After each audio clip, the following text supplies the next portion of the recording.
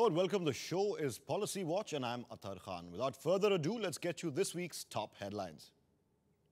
The government hikes the price of petrol by 7 rupees 50 paisa. The Aam Aadmi reels from the price shock, but the government says the decision was inevitable. The allies and the opposition slam the sharpest petrol hike in a decade. The Trinamool Congress says it will oppose plans for a hike in diesel and LPG. Commerce Minister Anand Sharma takes on TRAI, blames the telecom regulator for the weak shape of the economy. The rupee continues to slide further, touches a new lifetime low of 56 against the greenback. The RBI says it might consider selling dollars directly to oil companies in an effort to stem the fall of the rupee.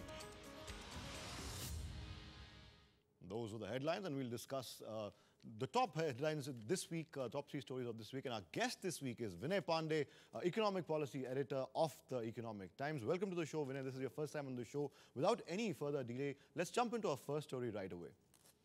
Now, the already distressed Aam Aadmi got yet another jolt on Wednesday as the government decided to hike the prices of petrol by 7 rupees 50 paisa, the sharpest hike in almost a decade. International crude prices may have eased on account of the possibility of a deal between Iran and the International Atomic Energy Agency, but closer home, the drastic hike by the government has passed on the burden to consumers who are already battling high inflation. Our Bureau filed this report. Take a look.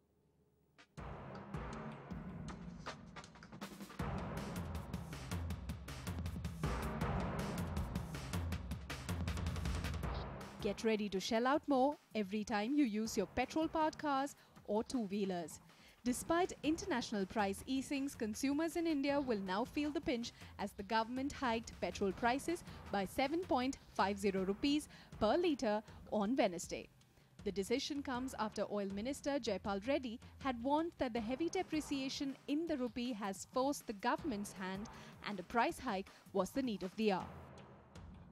News of an imminent deal in the pipeline between Iran and the UN's atomic energy watchdog reduced fears of an oil supply disruption, easing international crude prices for the first time in weeks.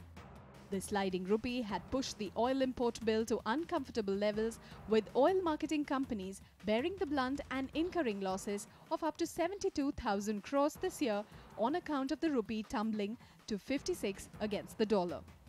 The three OMCs put together have already lost about 2,650 crores in the first 2 months of current year. State-owned oil companies had long been demanding that petrol be made a regulated product and the losses incurred by the companies be made good by way of a cash subsidy. State-owned companies have already suffered losses of 4,860 crore rupees on petrol sales in the fiscal year ending March 2012. Oil companies are also losing out 512 crore rupees a day by selling diesel and LPG on subsidized rates. While diesel is sold at a loss of 15.35 rupee per litre, kerosene sold at current prices gives a loss of 32.98 rupees per litre. The three state-owned oil companies put together are projected to incur a record loss of 1,93,880 crore rupees in fiscal year 2012-13. With the rupee showing no signs of stabilizing and the oil import bill under pressure, the hike in prices comes as no big surprise. But the sharp hike of rupees 7.5 per litre is sure to stir a major controversy. Big question now is, will the government bite the bullet on diesel as well? With Athar Khan, Rahul Kapoor for Rajya Sabha TV. There you go. Vinay, we all expected a hike at some point, given the fact that the government's finances are not in great shape.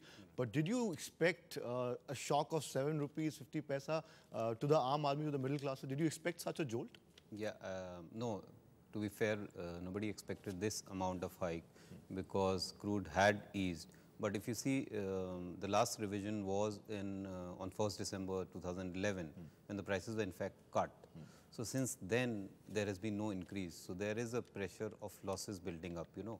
So even though crude has fallen from those levels, what we find is that the rupee has depreciated in the same period. So if you look at the rupee import price of the Indian crude basket that we measure, it is still higher than what it was in 2011 December. And in between, it had gone much higher, you know.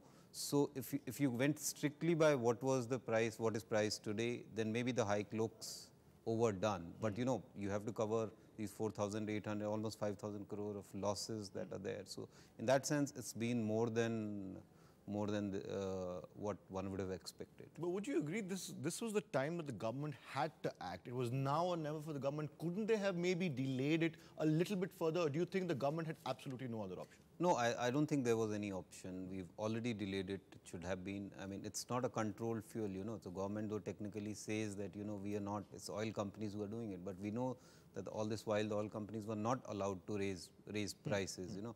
And there has been a pressure building up all this while. So obviously somewhere had you been doing a 1 rupee 50 paisa hike frequently, then you won't have got into this mess. So it's basically a government's mess of making. Suddenly 7.5 rupees does pinch. If you were doing 50 paise here and odd rupee there, you know, then it wouldn't have hurt so much. So you're saying if the government had in fact increased the price of petrol, maybe in smaller installments over the past year or so, it wouldn't have had, it wouldn't have come to this now. Right. And obviously, it wouldn't have been under heavy criticism like the Trinamool has criticized it. All its allies have criticized it. You're saying they could have avoided it? Yeah, definitely.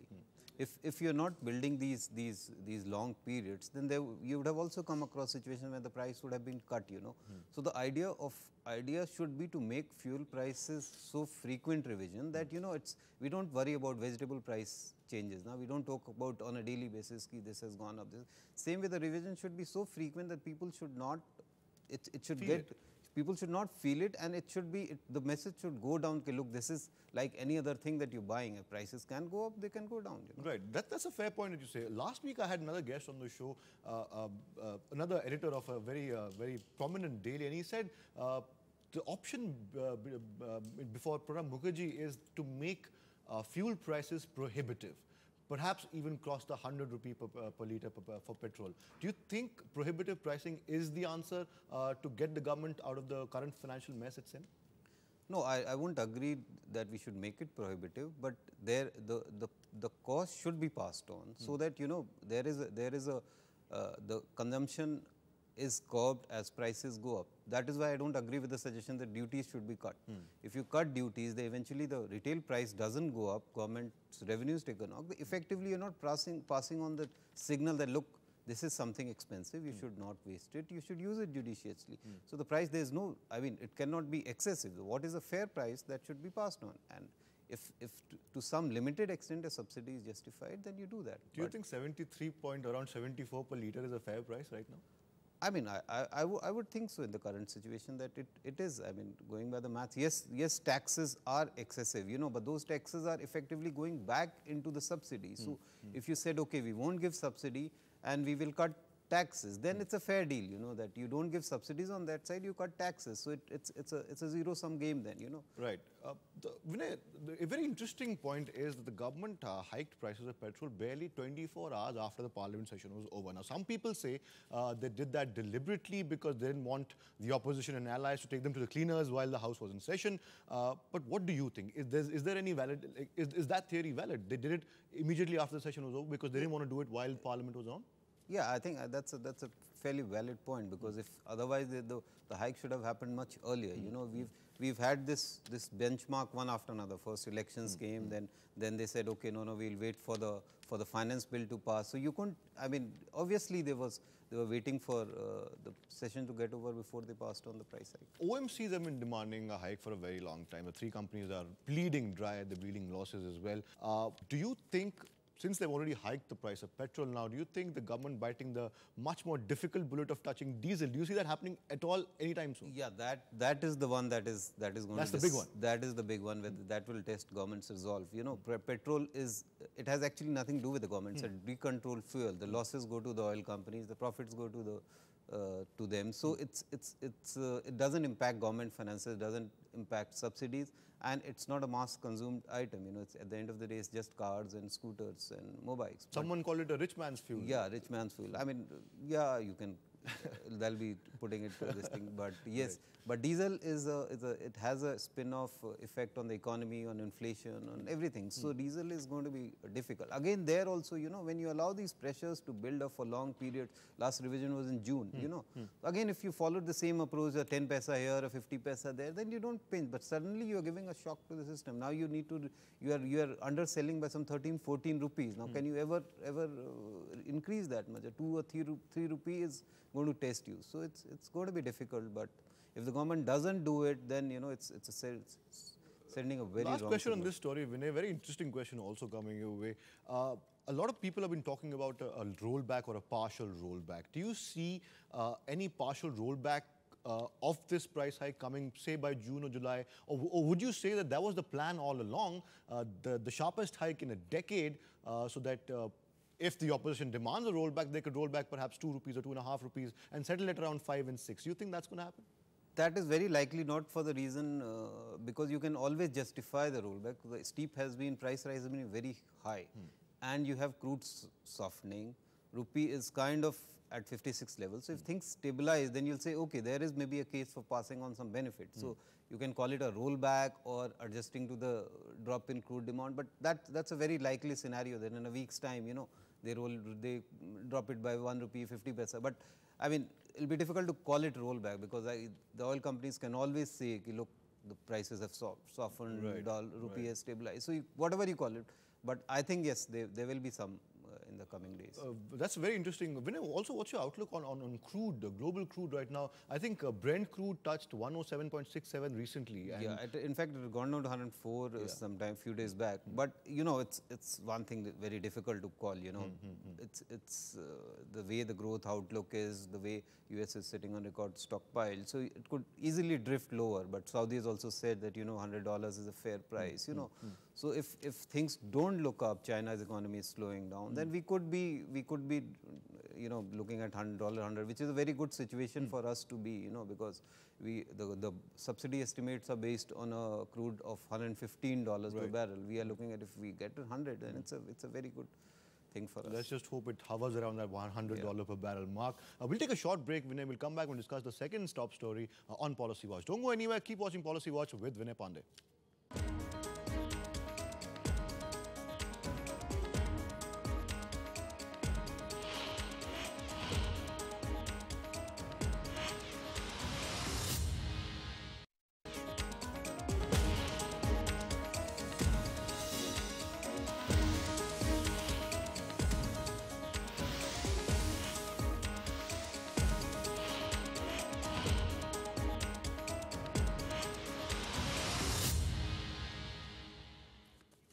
Welcome back. Now, the Commerce Minister is taking a stand on the fresh guidelines issued by TRAI for 2G spectrum auctions, and he's made his opposition to the recommendation known to the Finance Minister, Pranab Mukherjee.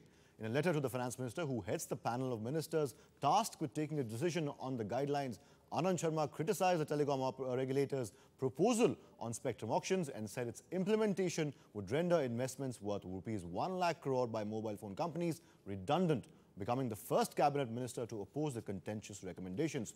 We filed a report. Take a look.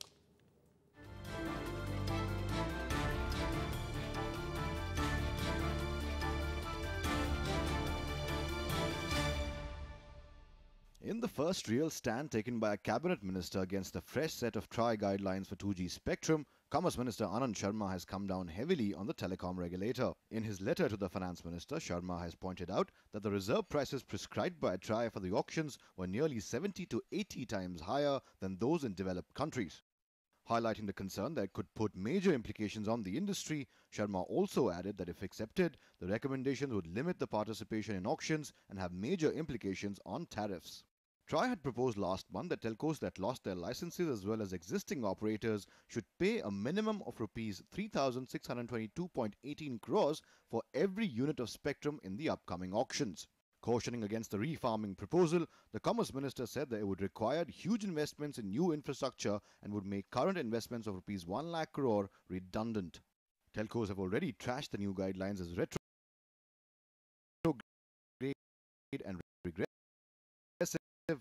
But with the cabinet minister joining the chorus, the ball is firmly now in the GOM's court. Given the fact that banks have a huge exposure to the telecom sector, the government can ill afford any regulatory uncertainty lest it might affect the banking industry as well. Bureau Report, Rajya Sabha Television. There you go. Vinay, is Anand Sharma, the Commerce Minister, being a little harsh on TRAI when he says, when he's blaming the dilapidated state of the economy on TRAI's recommendation and past, I don't want to call it offences, but mistakes? No, I don't think I'll go that far to say. But yes, the recommendations that have come, they will definitely weigh heavy on the sectors, which is already a troubled. Yes, I accepted. They haven't been. Yeah, they haven't been accepted. So if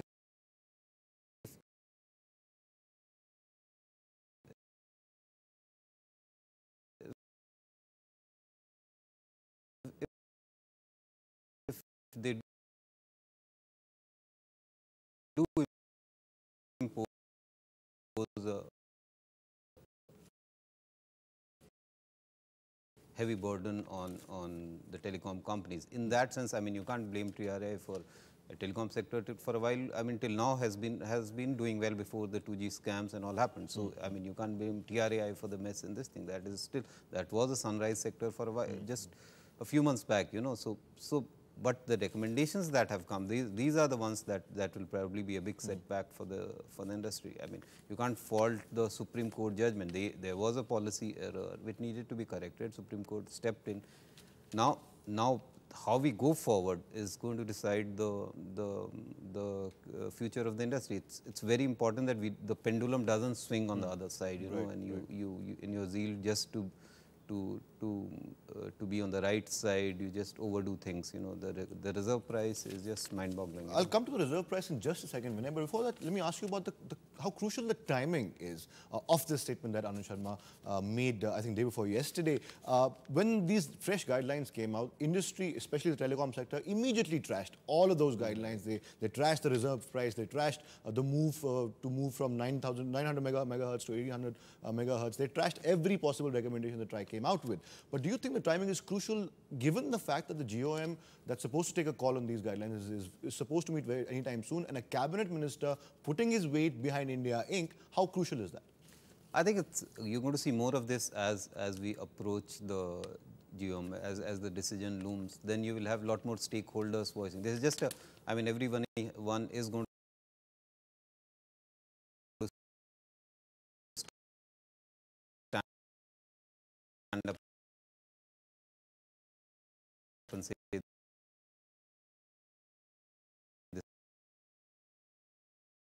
this is where you stand. But you know, the recommendations that TRAI has given, it's in the current environment, it's very difficult for anybody to, you know, to overrule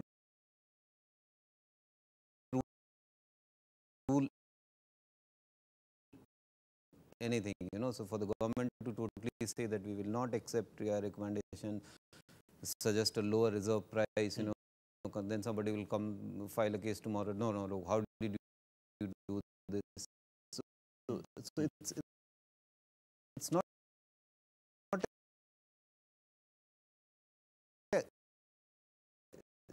a easy way out. So naturally there's going to be a chill cry. Vinay, you mentioned the minimum reserve price. Industry says that this will, if these recommendations are accepted, it will sound a death knell for the sunrise sector, as you call it, the sunshine sector of the Indian economy. Besides the minimum reserve price, which most experts agree is quite ridiculous in this context, do you see a problem with the other guidelines that they've issued, the other recommendations? Do you think those are as trash-worthy as the minimum reserve price? No, I don't think so. Even the payment schedule or the terms of payment of this the auction amount and all, they are pretty decent. See, the crux of the matter right now is that who is going to fund these auctions? You know, banks are in a bad situation. Will they take more exposure to the sector? Foreign money is not easily available. So in that context, if you see the total picture, then funding for somebody to come and bid at these levels and find money to roll these things, I think that is going to be a crucial issue.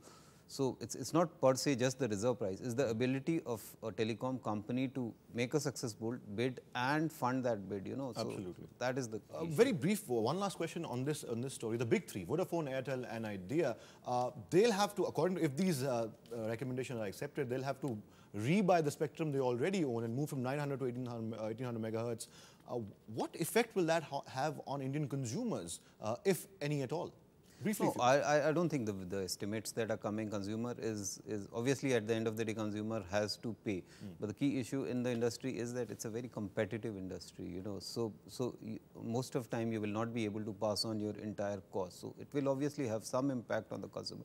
But I mean nobody has a clear cut. I mean TRA has given a figure 14 paise. I think that per second that is the total impact, you know. So it's too early to say. But obviously it does make life difficult for telecom companies if they have to shift from Let's just wait for that GOM to come out with their decision. We'll take another short break. Vinay will come back with our third story of this week. Don't go anywhere. More with Vinay Pandey after this break.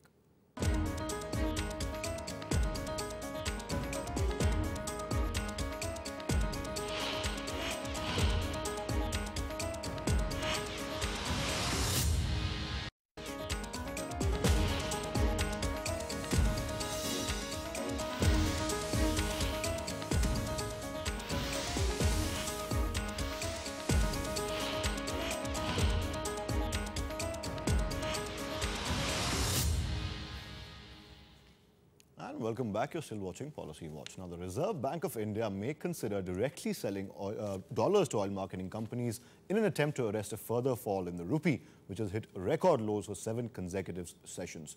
The rupee strengthened to close at around 55.65 to 66 to the dollar, clocking a gain for the day. Selling dollars directly to oil importers would ease volatility in the forex market, but it would also deplete India's foreign exchange reserves, given the country's large oil import bill. Now, Vinay, this statement came just yesterday, I think, from Mussoorie. I think Governor Subba Rao made this statement from Mussoorie. Do you think, given the current context, RBI is under a lot of pressure, the rupee is sliding further, inflation is back in double digits, the growth has slowed down, he has a lot on his plate right now. Do you think selling dollars directly to oil marketing companies would be the right move at this juncture? Yeah, I think it makes sense.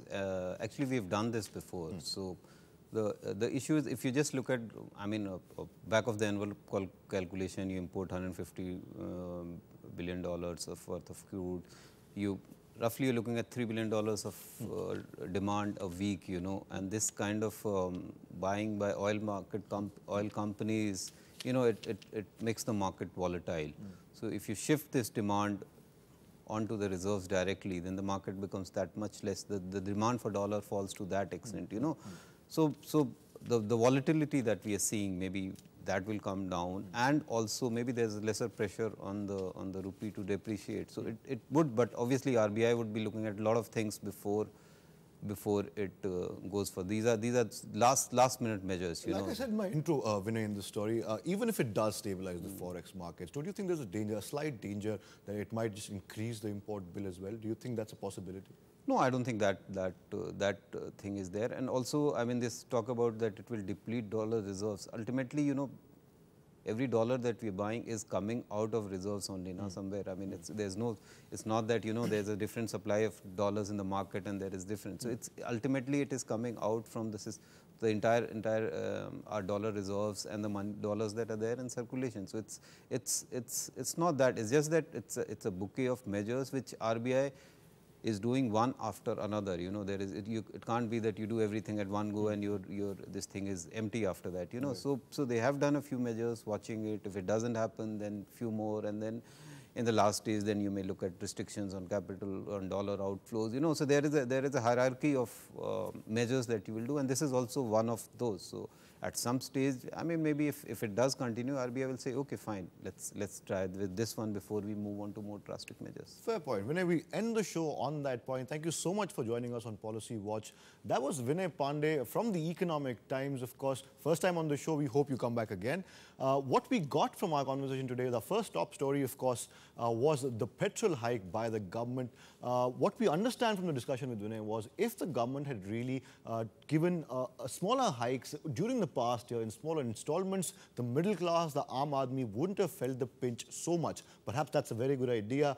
Instead of a sharp 7 to 8 rupee hike, perhaps the government could could have at least experimented with smaller hikes leading up to that big one hike. The other story we had on Policy Watch today was Anand Sharma criticizing TRAI for those recommendations on 2G spectrum. We expect, of course, from the discussion we got, we expect more such statements to come. The recommendations really haven't pleased anyone, be it industry or be it cabinet ministers.